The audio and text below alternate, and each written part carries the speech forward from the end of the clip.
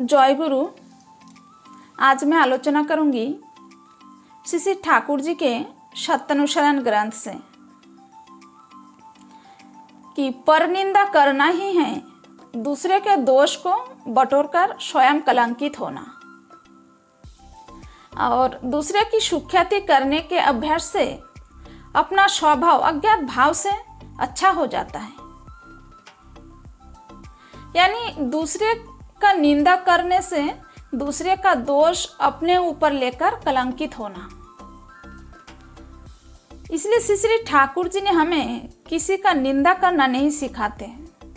श्री श्री ठाकुर जी ने सिखाया है कि किसी भी व्यक्ति के अंदर अगर 10 खराब गुण हैं तो उसमें एक अच्छे गुण भी होते हैं। हमेशा वही उसकी एक अच्छे गुण क्यों ना हो, एक अच्छे गुणों का ही चर्चा करना है। यानी हमेशा जो अच्छाई है उस चीज को हमें ढूंढना है, अच्छाई को देखना है। इसलिए अच्छा कार्य के अभ्यास में लगे रहना है। अभ्यास करने से सब होता है। जैसे एक छोटा बच्चा स्कूल जाता है तो स्कूल जाके वो अनियमित समय अपना टिफिन खोलकर खाते हैं। फिर धीरे धीरे वही बच्चा जब एक दूसरे का देखते हैं तो एक दिन वो भी नियमित समय पर ही खाते हैं, क्योंकि धीरे धीरे उसका अभ्यास हो जाता है। इसलिए अभ्यास से सब होता है। लेकिन किसी स्वार्थ बुद्धि से दूसरे की सुख्याति नहीं करनी चाहिए। वह तो खुशामद है। ऐसे क्षेत्र में मनमुख प्राय एक नहीं रहते। यह बहुत ही खराब है और इससे अपने स्वाधीन मत प्रकाश करने की शक्ति खो जाती है। इसलिए दूसरे की प्रतिष्ठा को बढ़ावा देने में कोई स्वार्थ नहीं है, वह तो खुशामद है।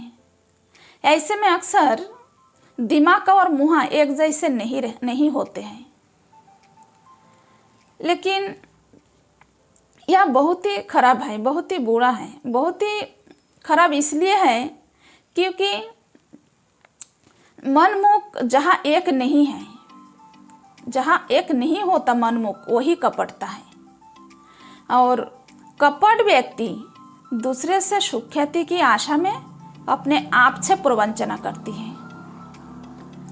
अल्प विश्वास के कारण दूसरे के प्रकृति दान से भी प्रवंचित होता है। श्री श्री ठाकुर जी ने हर समस्या का समाधान सत्यानुसरण ग्रंथ में लिखे हैं कि तुम लाख गप करो किंतु प्रकृत उन्नति नहीं होने पर तुम प्रकृत आनंद कभी भी लाभ नहीं कर सकते। मैं जितना भी बातें बोल रही हूँ सभी बातें मेरी ठाकुर जी की लिखी हुई बातें हैं। इन बातों का पालन करके अपने जीवन को सार्थक करना है। जय गुरु।